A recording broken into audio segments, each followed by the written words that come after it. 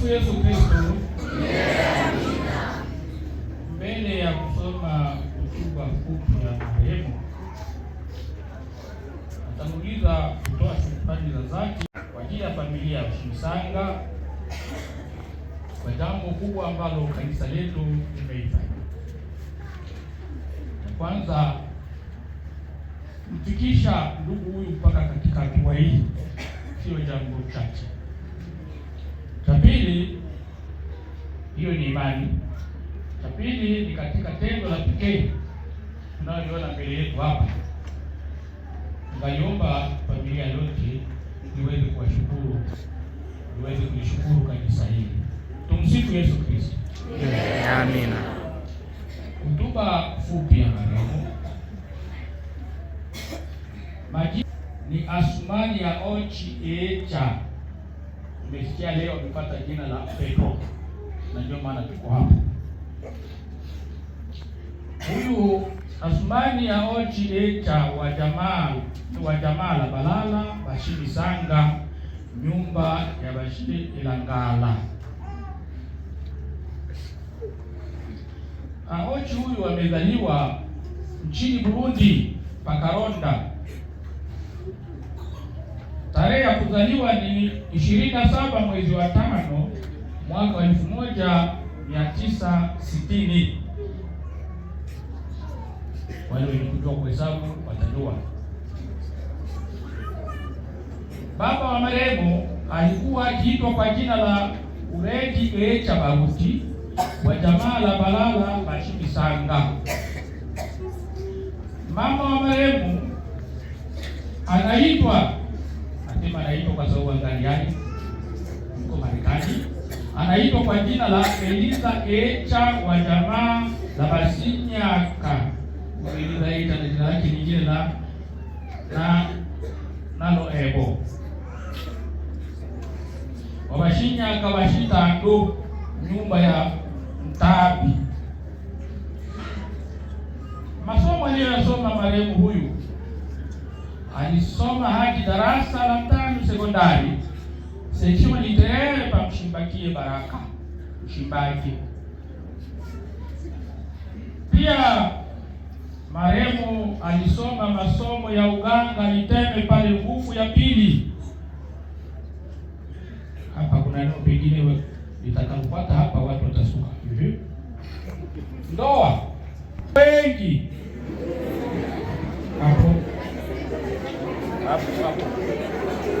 Na ndio maana tuko hapa. Neno lilikuwa litatikisa watu.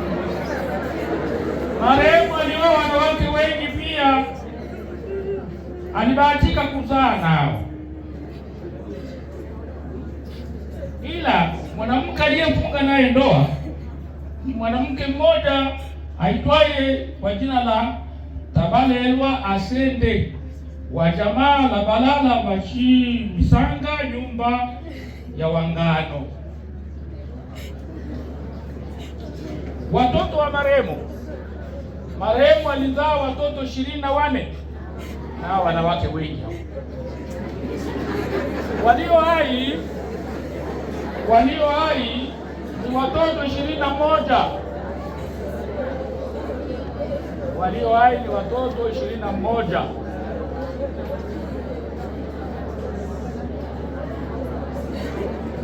Waliofariki ni watoto 3.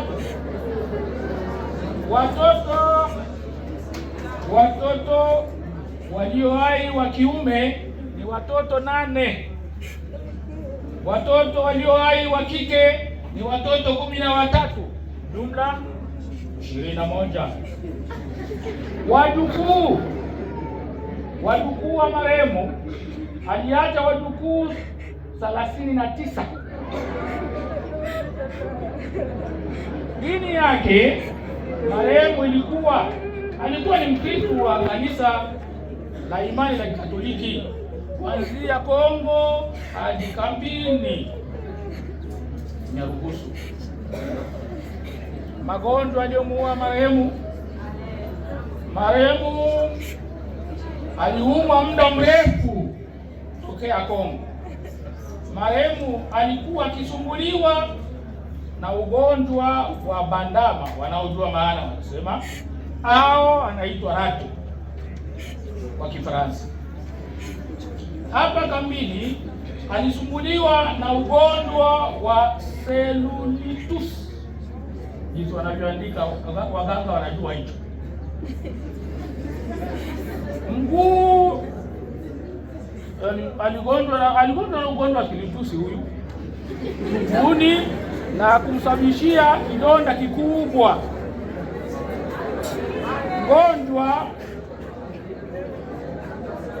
Ugonjwa huo uliompeleka kwenye mauti ni ugonjwa wa presha na upungufu wa damu. Ugonjwa uliomfikisha kwenye mauti ni presha na upungufu wa damu. Ilipofika tarehe 28 mwezi wa 6 mwaka huu tunao, siku ya Alhamisi na saa 8 za alfajiri, marehemu akaaga dunia. Nota bene, hawasikii. Narudilia hapa karibu kabisa.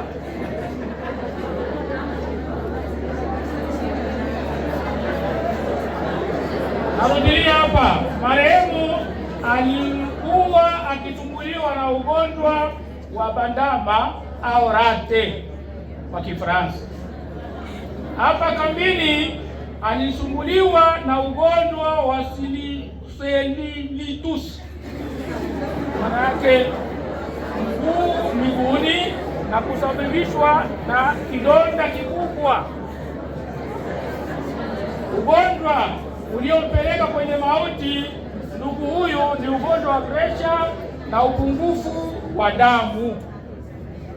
Ilipofika tarehe 18 za mwezi huu wa 6, siku ya Alhamisi na saa 8 za alfajiri, marehemu akaaga dunia. Marehemu ameishi hapa duniani miaka 66, 66 ans.